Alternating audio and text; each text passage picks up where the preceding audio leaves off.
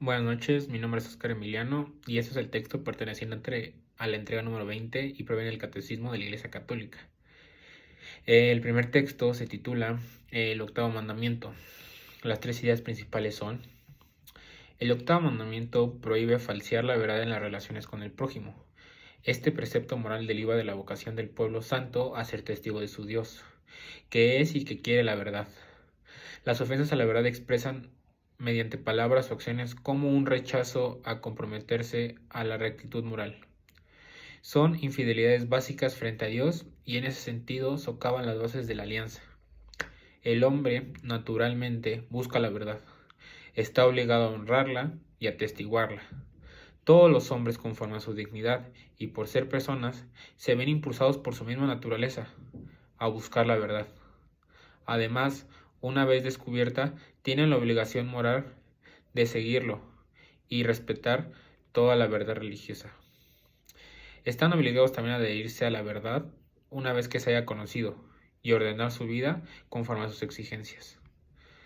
El segundo punto es: la verdad, como rectitud de la acción y de la palabra humano, tiene por nombre veracidad, sinceridad o franqueza. La verdad o veracidad es la virtud que consiste en mostrarse veraz en los principios actos y en decir verdad de sus palabras, evitando la duplicidad, la simulación y la hipocresía. El discípulo de Cristo acepta vivir en la verdad, es decir, en la simplicidad de una vida conforme al ejemplo del Señor, y permaneciendo en su verdad. Si decimos que estamos en comunión con Él y caminamos en tinieblas, mentimos y no obramos conforme a la verdad. La práctica del bien va acompañada de un placer espiritual gratuito y de belleza moral. De igual modo, la verdad entraña el gozo y esplendor de la belleza espiritual. La verdad es bella por sí misma. La verdad de la palabra, expresión racional del conocimiento de la realidad creada e increada, es necesaria al hombre dotado de inteligencia. Pero la verdad también puede encontrar otras formas de expresión humana, complementarias sobre todo cuando se trata de evocar lo que ella entraña de indecible, las profundidades del corazón humano, las elevaciones del alma, el misterio de Dios. Antes de revelarse al hombre en palabras de verdad, Dios revela a él, mediante el lenguaje universal de la creación, obra de su palabra, de su sabiduría, el orden y la armonía del cosmos que percibe tanto el niño como el hombre de ciencia, pues la grandeza y la hermosura de las criaturas llega por analogía a contemplar a su autor, pues él fue el autor mismo de la belleza que lo que creó. Y de estas podemos concluir que Dios en el octavo mandamiento prohíbe el falsear la verdad, ya que son infidelidades básicas frente a Dios, y el romperlas socavan las voces de la alianza. Todo hombre busca naturalmente la verdad y está obligado a encerrarla y atestiguarla. Por esto mismo, adherirse a la verdad es una obligación una vez que se haya conocido, para así poder ordenar nuestra vida y sus exigencias. La verdad es una virtud que consiste en mostrarte verdadero en tus actos y en tus palabras, evitando la duplicidad, la simulación y la hipocresía. Por el contrario, la mentira consiste en decir algo falso con la intención de engañar al prójimo, y faltar contra la verdad exige una reparación. La regla de oro: haya descendido en las situaciones concretas si conviene o no revelar la verdad a quien lo pide. El segundo texto se titula El décimo mandamiento. Las tres ideas principales son: primera, el décimo mandamiento desdoble y contempla el noveno verso sobre la concupiscencia de la carne. Prohíbe la codicia del bien ajeno, raíz de robo, de la rapiña y del fraude, prohibidos por el séptimo mandamiento. La concupiscencia de los ojos lleva a la violencia y la injusticia prohibidas por el quinto precepto. La codicia tiene su origen, como la fornicación, en la idolatría condenada a las tres primeras prescripciones de la ley.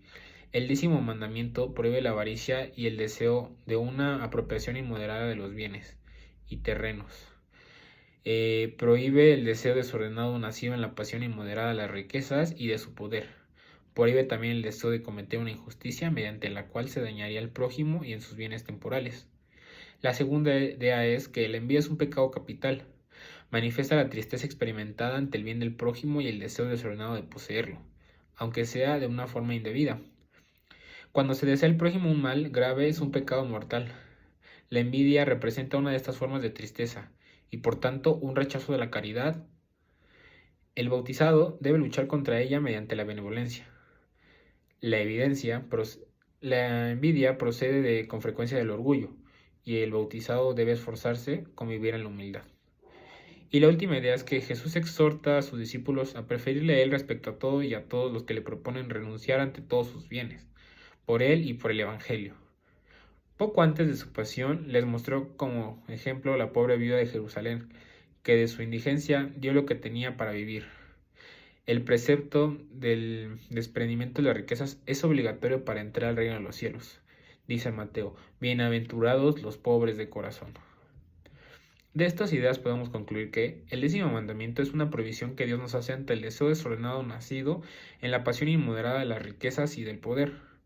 Un buen cristiano debe alejarse de esa búsqueda desenfrenada de la riqueza, ya que solo es la tristeza experimentada ante el bien del prójimo y el deseo desordenado de apropiártelo.